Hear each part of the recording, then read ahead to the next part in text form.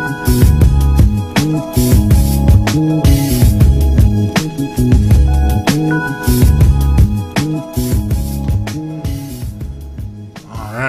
ladies and gentlemen, welcome to Getting Over versus Being Put Over. I am your host. Let's get right into it. Ladies and gentlemen, I've talked a lot about sports entertainers, professional wrestlers, whatever the case you may be, having a sense of loyalty to yourself and also knowing your self-worth.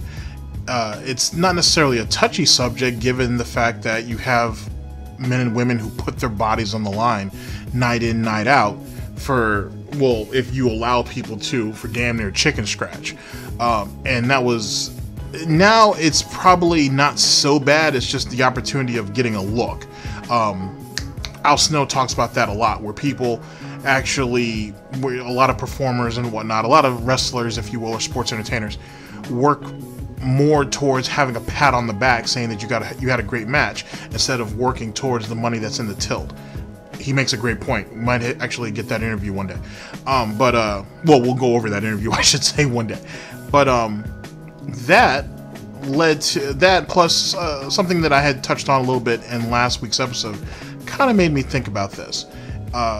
We are actually going to go over a video with Sean Oliver. Any of you guys who know anything about shoot interviews or wrestling heads themselves, you know who he is. Very important person as it pertains to interviews, as it pertains to, he's written a couple books.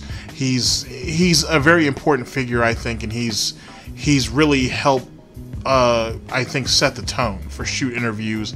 And then in a lot of ways, you know, he may have helped with the establishment of podcasts moving forward and so on and so forth. But, you know, he's very important. He's a very important figure. And he's certainly someone who deserves our respect. Ladies and gentlemen, I'm going to take you guys, we're going to go over an interview. The title of this is Mike Graham on Dusty Rhodes leaving for Crockett in the downfall of Florida Championship Wrestling. This was published on July 31st of 2019, and this is Wrestlers versus the World. This right here is a really good interview because it gives you an idea of it's a bit conflicting because, as I've said, you need to be loyal to yourself, you need to know your self-worth. But what do you do when someone has given you an opportunity, when someone has invested in you heavily and has essentially built the territory around you to some degree, right? And they've kind of put all their eggs in one basket, believing in you and giving you this opportunity, and then you pick up and leave for somewhere else, for greener pastures, for a more profitable situation. Now, yet again, we talk about, as I've just said, we talk about, you know, having loyalty to yourself and knowing your self-worth. But what do you do when someone has invested in you so heavily and given you the opportunity that other promoters may have not have given you, or you may have not had in other territories? Now, with that being said, there's no one can really ever say that, oh, you wouldn't have gotten this opportunity here or there, because they don't know. You don't really know. You didn't start off there. You didn't get it. You didn't go there, so you wouldn't know either which way. Once you have a name, it's a little different. But when you're starting off, it's a bit rocky. So we're gonna go over this situation, over this video. We'll see what's what. I also chose it because Mike Graham, who was very close to his father, and was very upset about how Florida Championship Wrestling went down and how it was treated and so on and so forth. There's a lot in here, but there's also a level of maliciousness on his part slightly. I don't know if he meant it. I think he did mean it, but I don't think he meant it in the way it came out, but he definitely meant it. And I guess we'll address it when we get there. At the end of the day,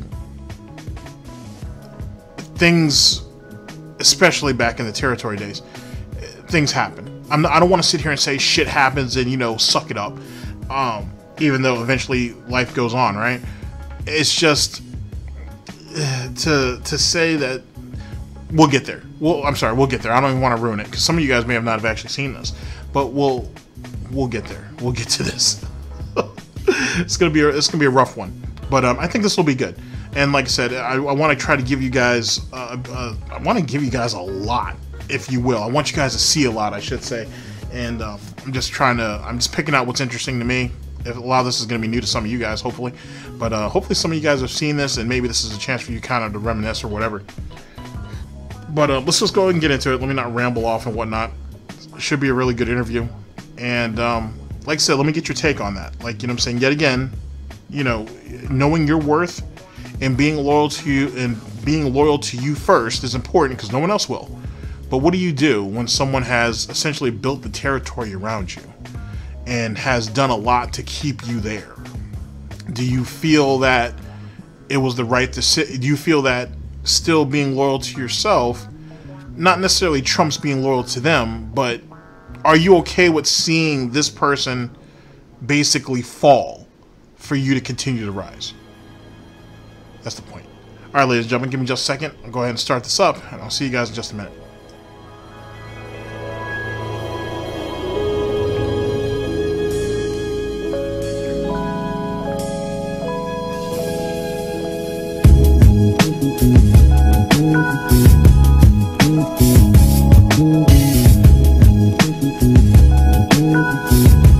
Dusty's a name you also often hear bandied about in that fashion, though you could also make the argument he made a ton of money.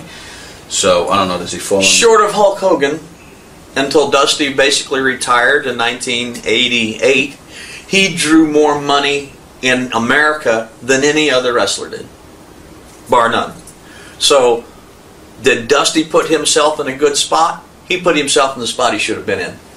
He was not even more than Flair?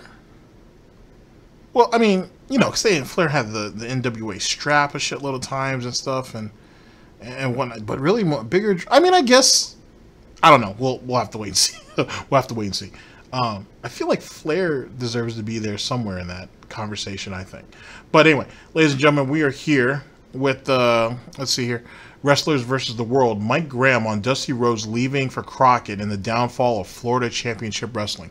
This was published on July 31st, sorry, of 2019. The link to all videos that I use will be down in the description. Here we go. First or second match guy. He was a main eventer. He might have not looked like a main eventer. He might have not wrestled like a main eventer, but he was a main eventer. He drew money. And like I say, other than Hogan, I guess you can see that too, because you know, let's be honest, Dusty Rhodes is a great talker, or was a great talker. I mean, he built up a lot of hype.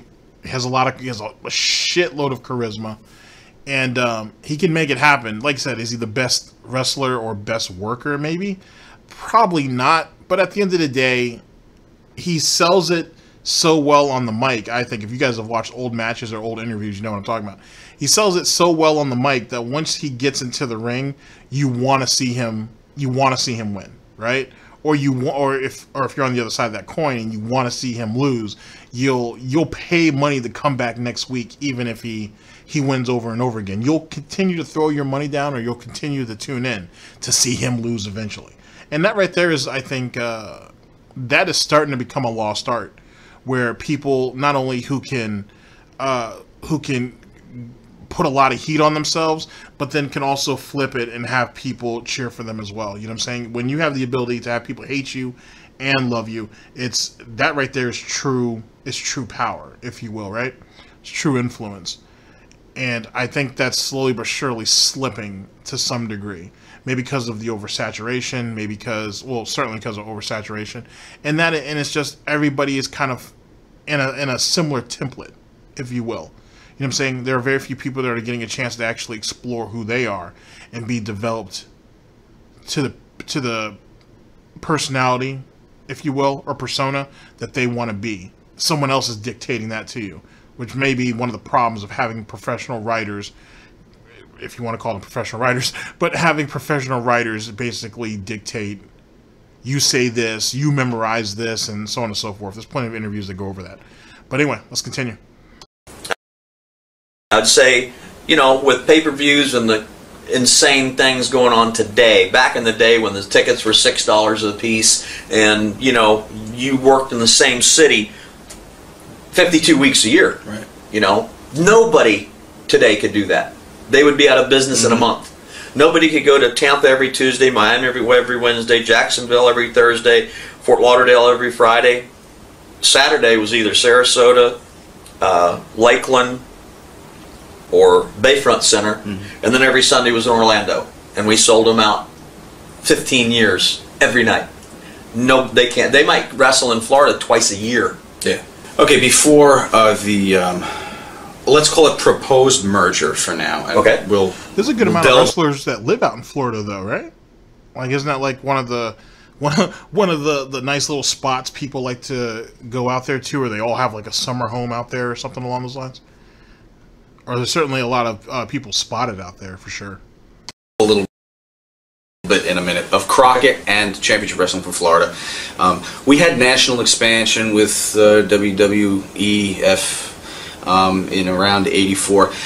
Were you guys feeling the heat from the national push that was happening in New York? No, not yet. No.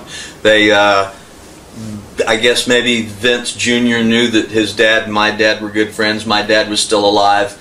He respected his father's friends, so until my dad died, then he kind of stayed out of Florida. He didn't come down and mess around or do anything. Interesting. And then when my dad passed away in '85, that's when, and my dad had several partners, and he had some personal issues, and had kind of let other people handle the business. And then once he died, the brain of all the kids was gone. And the kids were running around arguing with each other and couldn't make a decision. And this guy owned 10%, and that guy had 15%, and this guy had 5%, and that guy had 20%, and oh, I own more than you. I mean, it crumbled from within. And Vince coming in was just, it was going to happen. Right. You know, it was going to happen. Talk to me about Dusty's departure right about this time to the Carolinas and Crockett. It broke my dad's heart. Yeah. Because my dad had created the American... Dusty created the American dream. My dad gave him the vehicle to be the American dream.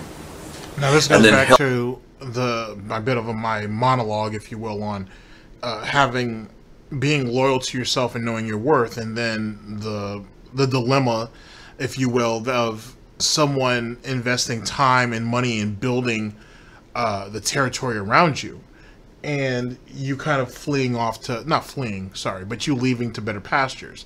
What are your thoughts when it comes to something like that? And also, keep in mind, Dusty Rhodes pulled off he pulled a Hulk Hogan, if you will, like Hulk Hogan did with AWA, I believe, where he went ahead and when he left there, he took the announcer, he took a couple of opponents, he took all these guys with him.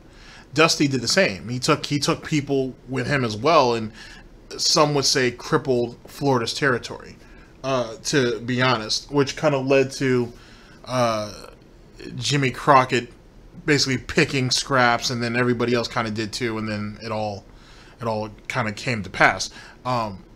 But yet again, that leads back to the question: what are your thoughts on that? Do you think Dusty did the right move? Yet again, looking out for himself, knowing his worth, or do you think he could have stayed there a little longer?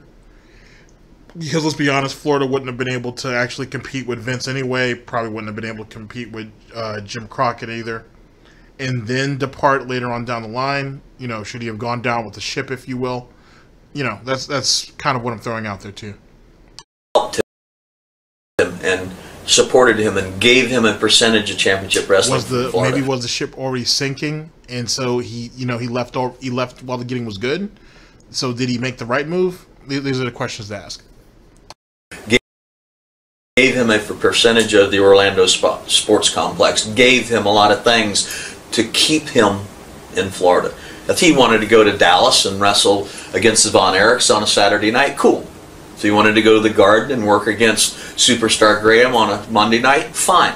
But to leave the territory, it was because the whole territory was built around Dusty, Barry, Lex Luger, I mean a lot of guys, but Dusty. And then when Dusty left, he took Barry, Ron Bass, Luger left right after that. I mean, he took the whole territory with him. What were the circumstances surrounding his leaving? What did he say to your dad? What did he say? It was just all about money. Just about money. Jimmy said, you know, a good week somebody in Florida could make $1,000, $1,200, whatever. Jimmy said, I'll pay you double. I'll pay you $2,500 a month. I'll pay you $3,000 a month. Well, Dad couldn't get upset with the guys for leaving because Jimmy had offered them so much money, because we're all here to earn a living and support our families and pay our bills and all that kind of stuff. But there you had Vince Sr. and Jimmy Crockett, who had never been in the ring. They had never done anything. They both saw, oh my God, my fathers were millionaires, and Vince ran the New York area, and Jimmy Crockett's dad ran the Carolina area, and they were left with millions of dollars, and they both said, gee, if we take over the world, how much money can we make?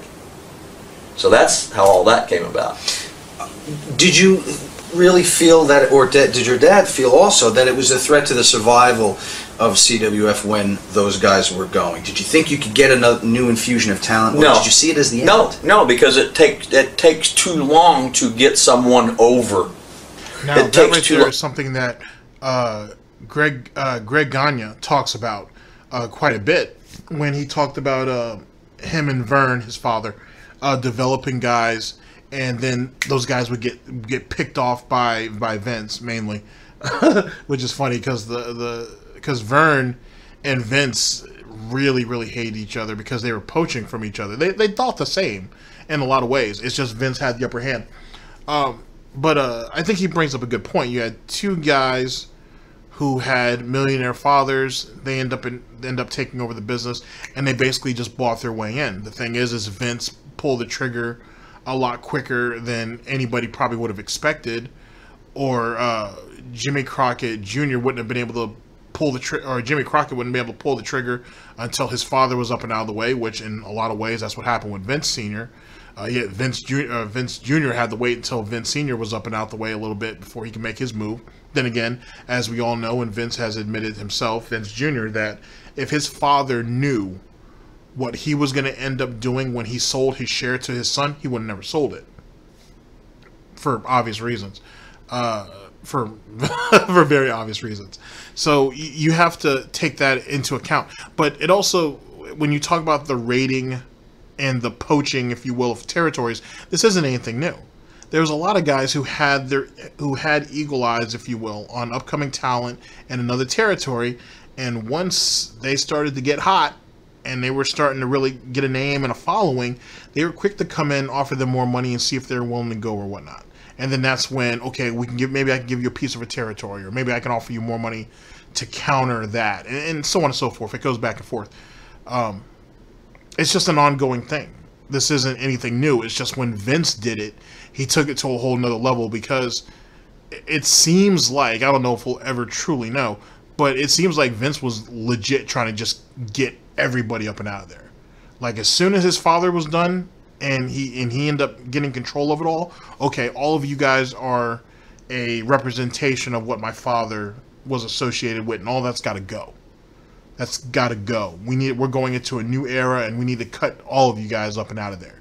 And that's essentially what he did. He tried to uproot everybody, and did it in a bunch of different ways, and sadly exposed the business in a lot of ways too, to make it even more beneficial for him to grab guys and bring them to the WWF. But we'll talk about that more later on down the line. But it's slimy how he did that. It's really slimy how Vince did that shit. But yet again, back to the original point, they couldn't hold him. You know what I'm saying? It does take a long time to actually build up somebody and get them over. A good example is Orange Cassidy. You know what I'm saying? I really like the guy. I think he's funny.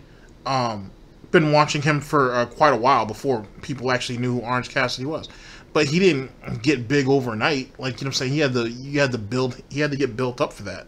You know what I'm saying? There was a lot of people who told him that, you know, maybe you should quit this persona and go to something else. And he's like, no, I'm going to stick with this because I like this. You know what I'm saying? It's the closest thing to me that he could get, essentially. And he didn't want to give it up. And eventually, it took a lot of time, but eventually he got over. You know what I'm saying? Eventually he was able to get over. And whoever we would have created, they would have took them. They were using us as a training school. So there was once the whole crew goes, then if it takes you 2 years to create another star, then as soon because we knew Vince and Jimmy was just sitting looking, listening. Oh, there's a guy down in Florida. They've trained him. He would train with Matsuda. He did this. He did that. Whatever. Get his phone number. Yeah. Whoosh, gone. You nurture the crop, and they Yeah. take it out of the field. Yeah. Yeah. So yeah, Dad kind of knew that it was the beginning of the end. And that really didn't happen until he died. I think he knew, because he knew things way before they ever happened. He was a visionary of the future in the wrestling business. I mean, Dad's been dead 25 years, and 20 years before that, he was preaching to all the guys. The wrestling business, as we know, is going to change. There's going to be national TV shows. This is coming. It's coming. It's coming. It's coming. He really didn't know how. He didn't know the form, but he knew that a guy could wrestle in Tampa and be seen all over the world. Right. Where before, you could wrestle in Florida for a year or two. They weren't seeing you in Georgia, and then you could go another place for a couple of years. It was easy to work 15, 20 years, work your way around America, have a good career. But then once WCW started, Ted Turner, once Channel 17 started, and the guy was on Channel 17 for a year, then he was dead in the world. Because everybody had seen everything he could do. So there was no light at the end of the tunnel, really. No. So Not in a Dad's merger eyes. of some kind would probably have been inevitable. See, that's one of the reasons why the NWA didn't want syndication. That's the reason why they didn't want national exposure, because it still kept the territories alive, if you will, even though, as Mike has said, eventually it was all going to go national, sooner than later. And in a lot of territories, they needed syndication. They needed they needed to be on television and whatnot, because that drew people to the live shows, and or to the live events, I should say. So it's kind of like a tit for tat.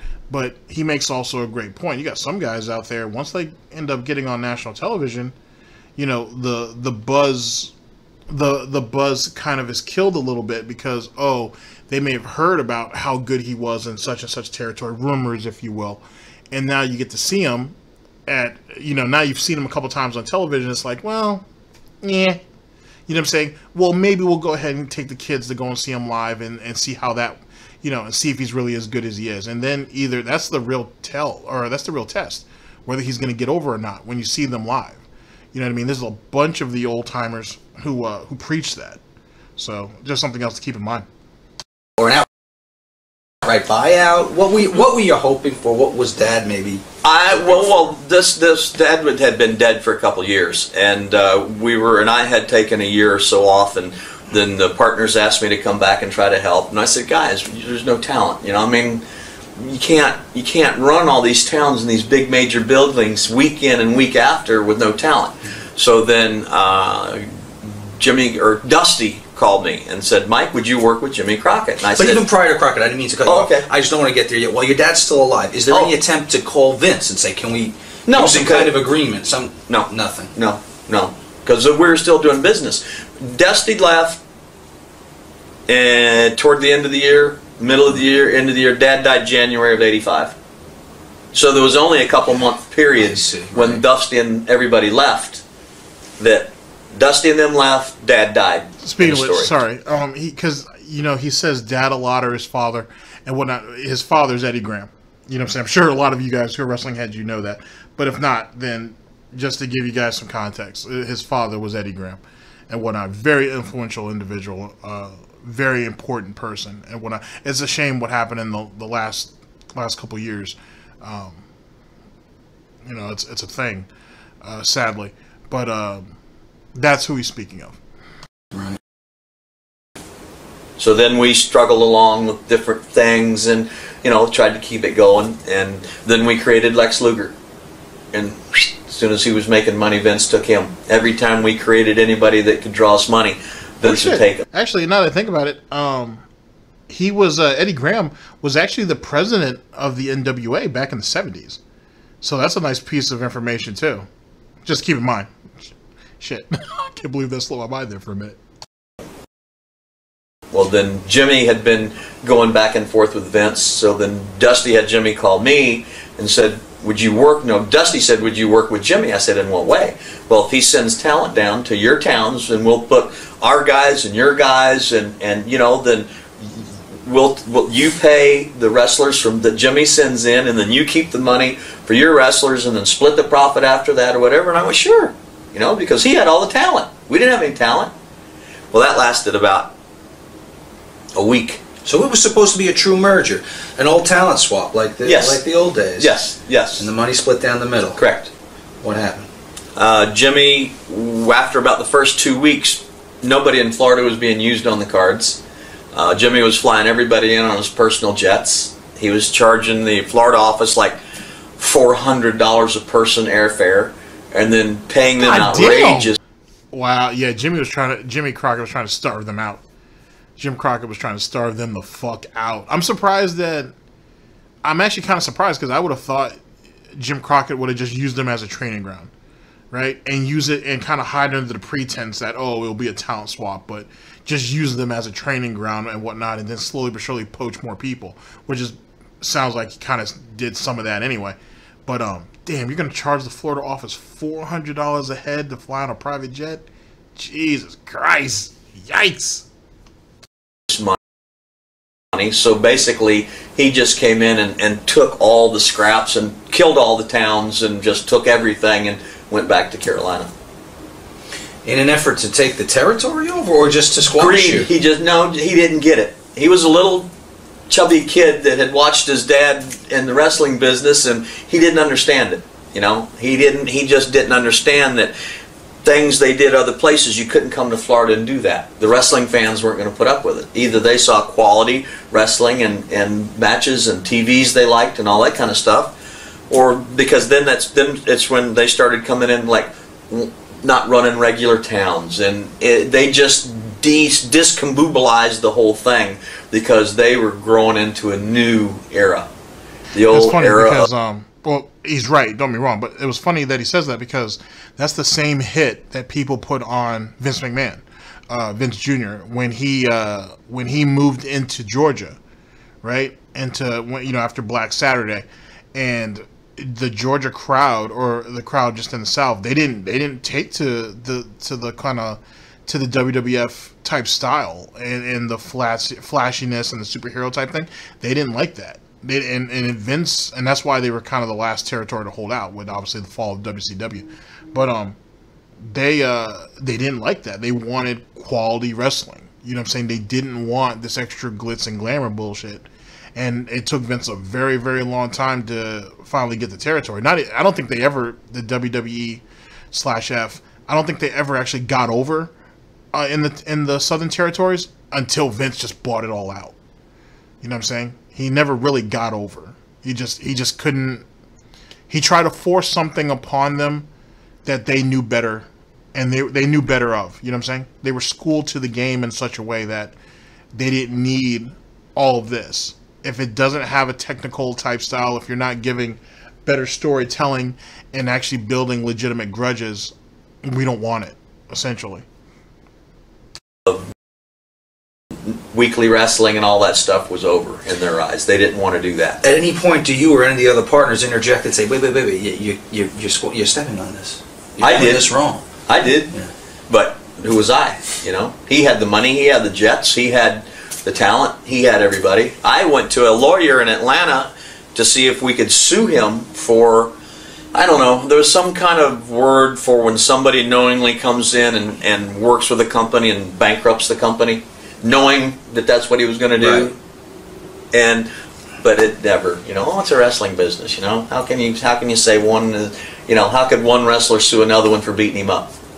So I mean, one guy puts somebody else out of business and blatantly lies to him, blatantly doesn't do anything, blatantly breaks all the rules of the business decision, and then just takes all he can and leaves with it. While this is working before the end, what's the creative structure? There's a bit of irony to that when you think about it, because that's essentially how Vince McMahon got away with what he got away with for a long time. Not just putting people out of business, but avoiding taxes, getting past state athletic commission type shit, all kinds of nonsense. He was able to circumvent and dodge a bunch of shit, to be honest, because, it's just wrestling. You know what I mean? People still had this idea that it was something that, you know, you see at the fair and so on and so forth. And those who were somewhat wise to it, all those guys are paid off.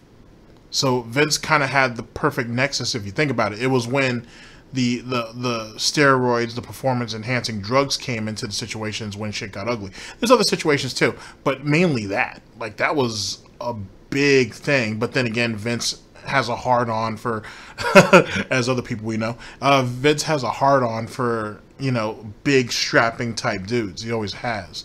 And, you know, dudes make sacrifices, some more than others, you know what I'm saying? But it is what it is. But it's amazing when you really go back and you kind of see how Vince, he literally played the system in a lot of ways, how he was able to make it happen, how he was just able to dodge and slip punches to get his way, and even when he was losing, he was still winning. It's amazing to go back and look at, I think. Like, who's making the decisions? Who's putting who over? Who's putting straps? Jimmy and Dusty was booking the territory. You didn't have any say of how they were using the guys? No, like I said, when my dad died, he was my best friend, you know, and I had a deep crash for a few years. Yeah. So I would try to get stuff together, and when Dusty called me, and you know, Jimmy and I figured, well, the dream would be back working with everything, and Jimmy and I had an understanding. At that time, I kind of thought people were basically honest. Well, they're not. For the most part, they're not. So that was just my fault for just the mental attitude I was in. Did you, maybe you don't now, hold anything against Dusty for the last few months of your father's life? You know, I thought about that a lot, and Dusty and I are good friends today, and we've been in business together. I called him today. I said, hey, why aren't you up here? How are they going to talk about championship wrestling from Florida and you're not here, you know? And yeah, we've talked about it a couple times, and you know, like we've said, business is business, and you know, they all had opportunities. I mean, I found Magnum T.A. in San Antonio, Texas. He walked duck-footed, but he had it. He had the it factor. Yeah. You can't teach it, and you can't learn it. You got to have it. I called Dad. I said, Dad, I've met this guy out here. He's got it. He walks funky. He's whatever. But I said, every club we go in, women are all over him. This, that. I mean, I watched him for 2 nights. I said, we got to get him to Florida. So we brought him to Florida. He was there for about a year, and then he was one of the ones, Dusty, Terry Allen, Barry, Ron Bass, whatever. Terry signed the contract. He was the first guy to sign a contract with Jimmy for, I want to say, 150 grand a year, guaranteed. That was in 80, 85, 84, 85. It was 84. He left in 84 because when he came to my dad's funeral in 85, I wanted to sneak up behind him and hit him over the head with a... I didn't need to, though. Car wreck got him. Yeah. Karma's evil. Karma's evil. Where do you... I mean... This is what I have a little bit of issue with. I have a lot of issue with it, to be honest with you. Not because I'm a big Magnum T.A. thing, because a lot of this stuff is out of my time period, so it's ahead of my time. It's just, all right. So, just in case you guys don't know, Magnum T.A. is his run and whatnot was from 78 to I think like 86. So we're talking less than 10 years. He was being groomed to kind of be that next guy as it pertains to the NWA heavyweight champion. I think he may have even held it twice or once or twice before that, but he was being groomed. He had a really promising career ahead of him, and he got into a car accident. He was driving his sort of Ferrari or a Porsche, and I apologize, I don't have all the details. It might have been a Porsche, but if something tells me, I feel like it's a Ferrari. I don't know. A lot of those guys back in the day had these really nice luxury cars and shit. Exotic sports cars, I should say. Anyway, Porsche, Ferrari, one of the two. Let's go with Porsche. Yeah, it was raining out. It was like a rainy night. He was driving his Porsche. More than likely he was speeding, obviously. And he lost control of the car. Ended up wrapping that shit around like a telephone pole or some shit. and that was it. That was game over. You know what I'm saying? That right there, not only did it take him out of wrestling, but all the plans that all the plans that were kind of built around him and all the other guys who were setting up to have programs with him, obviously all that is shot. And that right there is an interesting conversation in itself, because people bring Magnum T.A. up in the same way that you bring up like Kevin Von Erich, right? And when you think of what's your dude's name out of Texas, Gino Hernandez, guys like this who sadly were taken out of the business or died young, and the potential that they had, the money that they could have made, and who knows where they could have gone. Like for example, I was looking up a little bit on Gino, and people were saying, oh well, he would have made a great $1 million man for the WWF. But I agree with a lot of people in the fact that he would have made a hell of a horseman. He would have made a great horseman. I would have definitely rather have seen Gino after going over and watching his old promos and shit. That guy's fucking amazing. There's not too many people who get heat like that. Great heel. Great fucking heel, to be honest. But anyway, I'm sorry. There's not too many people who can get heat like that. He would have made a great horseman. You know what I'm saying? Yeah, he made a great $1 million man too, but he would have been a great horseman. A fucking great horseman. But it is what it is. But it's situations like that, man, where you lose guys young. You know what I'm saying? Bruiser Brody's another one. You lose guys early or way before their time, and who knows what you could have gotten out of them, what you could have done. You know what I mean? Even Owen Hart, you know what I'm saying? Even though his heart, no pun intended, his heart wasn't really too much in wrestling anymore. He wanted to get out and do something else. You know, he still had plenty of great years left in him, you know, before that situation. So keep that in mind. But here's the thing that always kind of bothered me about this interview. The thing about, you know, karma's evil, putting that on Magnum for leaving the territory that's evil. I think that's harsh. And don't get me wrong, I understand, you know what I'm saying, Mike loved his father and so on and so forth more than even, you know, Florida Championship Wrestling. And I understand that you might have felt something about for a certain type of way about Magnum leaving, even if you guys discovered him. I get that, and yet again, that goes back into the overall topic. But you don't do that. I don't think so. You don't do that.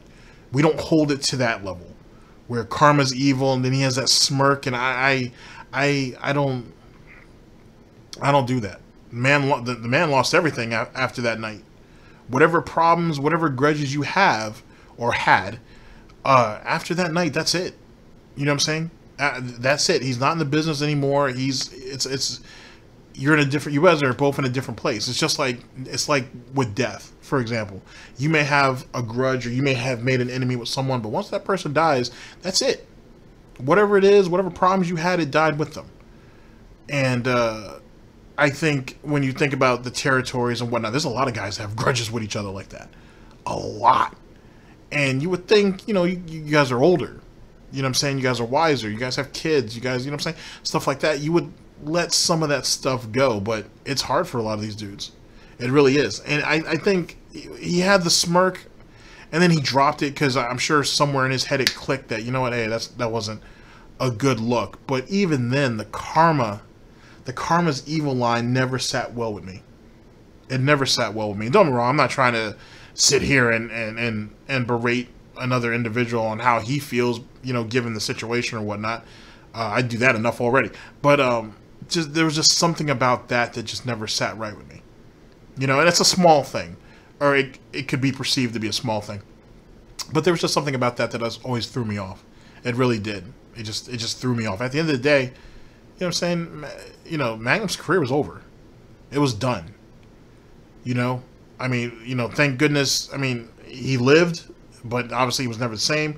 As far as I remember, from what I've read, he didn't kill anybody in that accident. So thank goodness for that, because, you know, there's not a lot of guys that could say that they didn't accidentally kill somebody in a car accident. But like I said, whatever grudge you have, man, just you know, you have to let that go. At least at that point. At least at that point. Human mind is very complex, and to say there's any one reason for adults' decisions to do things to others or to themselves would be silly. But if we had to, you had to speculate on a percentage where Dusty's decision put your father in a certain state to make a decision that he made, what percentage would you give the Dusty decision? 15%. Okay. 15. A lot of things were happening in Dad's life. He was 55. He wasn't wrestling anymore. His girlfriend said she didn't want to see him anymore. A friend that he trusted, he tried to get out of the wrestling business and get into the real world. He had never been in the real world. Never been in the real world. So a guy zinged him for like 500 grand. Dusty and all the guys that he had trusted and believed in and everything bailed on him. He could see the wrestling business change. He could see his whole world wasn't going to be what it had been.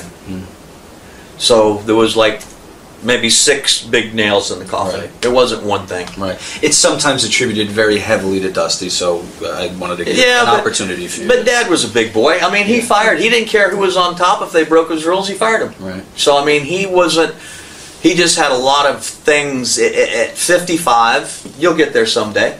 But your life, your brain starts changing. Especially as an athlete, oh my God. You know, an athlete, when they hit that 50, between 50 and 55, and you can't do what you've done your whole life, and people aren't coming up and asking for your autographs, and the girls aren't saying, hey baby, take me out tonight, and this and this and this, and you can't bench press 500 anymore, and you can't wrestle an hour anymore, and you can't do all these things, it weighs heavily on your brain.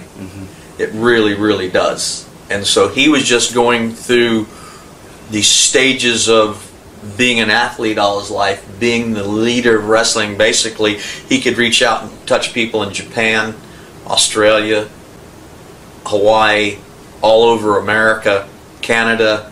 He had power, huge power, and for years and years and years. And he never misused it. He was always good to everybody.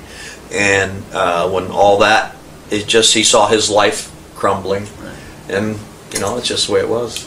And he didn't want to be out. That's a shame, because to be honest with you, I think Eddie could have transitioned, if not out of wrestling, he could have still done things within wrestling. You know what I'm saying? I mean, anything. He could have been a trainer. He could have done a bunch of things.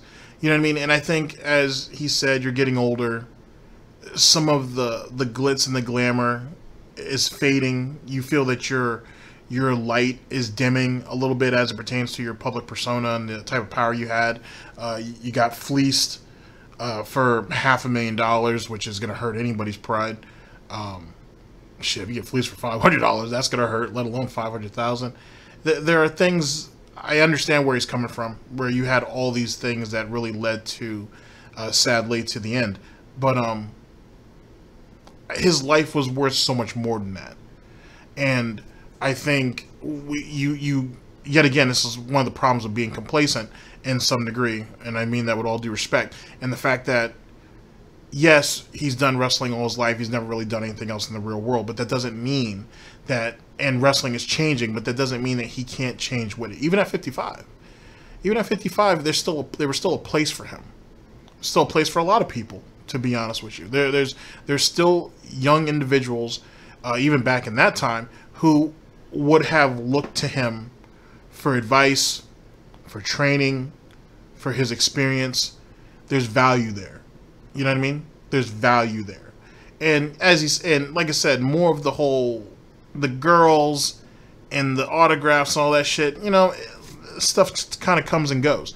But his knowledge as it pertains to the wrestling business, the ins and outs, also being a wrestler himself on top of the business acumen, that right there could have been used later on down the line. And I think when you look at the fall of the territories, in some ways, yeah, Vince basically fucked all of them and screwed them all over, but that doesn't mean that they still couldn't have done something, or they still couldn't have existed within that.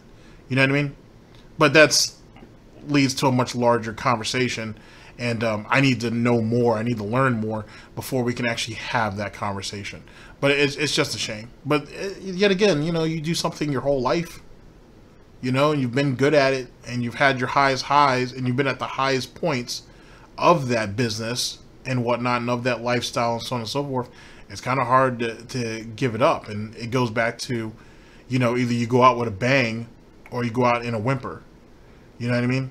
Or with a whimper, if you will. And it's, for some people, you know, some people don't like the idea of fading away. You know? And they feel like they're fading away because they can't see anything left. And that doesn't mean that's the end because you can't see it. You know? There's a lot of people out there that have a lot of talent. And other people see it, but they don't see it. And so they end up just giving up and going on and doing shit that they really don't like because they couldn't see what other people see. And they didn't want to believe what other people told them, as if, you know, they're trying to get over, and sometimes maybe they were, but as if they were trying to get over on them, or they were trying to give them moral support and stuff like that. At the end of the day, no one really owes you anything. If you trust this individual, then you trust what they say. But yet again, if you don't have the heart for it, you can't blame other people because you don't have the heart for it. You know what I mean? At the end of the day, there is no such thing as instant satisfaction. There without wrestling. Gotcha. He could have created another Dusty Rhodes. He just didn't have time. Mm-hmm. He was tired. All right, there you go. I think it was an eye-opening experience. Extremely sad situation all around, because, you know, with the fall of Florida, there was a lot that came with it. There's a lot of people that was affected by it. All right, ladies and gentlemen, give me a chance to kind of straighten all this up. I'll give you guys final thoughts, and I'll let you guys go. Sorry, before I start to get into this monologue.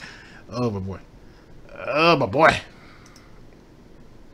Let's see.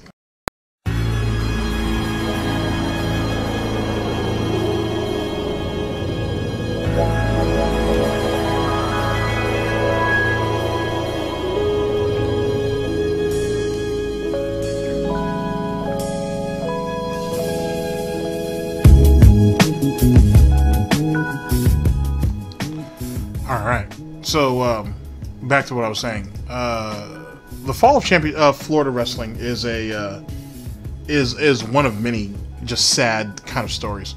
To be honest, yet again, I understand Mike Graham's closeness to his father. I understand how he may felt betrayed by Dusty, even though him and Dusty eventually ended up working it out. I think the animosity towards Magnum is very much misplaced. I can't tell another man how to feel, but that was very much misplaced, and there's just something off-putting about him saying that karma being evil, and then the smirk. And like I said, I want to tell you that he takes no glee in watching a man's career fall like that, even whether you discovered him or not. But there's just something about that never sat right with me, for whatever reason. Never sat right. But that is what that is. And yet again, just watching how Vince and Jim Crockett came in Jim Crockett was trying to get his hands on everything, and he was willing to throw money at it to do so. It's a lot like how Ted Turner did it. Vince was being strategic and trying to poach everything he needed, but more importantly, trying to get as much TV in as many areas as possible to get his product out there, and he didn't care who he screwed over to do it. And trust me, as hopefully we'll find out going through more of these interviews and whatnot, he screwed over a lot of people. He did a lot of people dirty to get away with what he got away with. In a lot of ways, you could admire the business acumen. You can admire the ruthlessness to some degree, because in that world, playing at that level, you don't see people as humans or as people. You look at them as merely assets. They're pawns to be kind of maneuvered to get what you want and make sure you have it secure, and then whatever happens after that is whatever happens.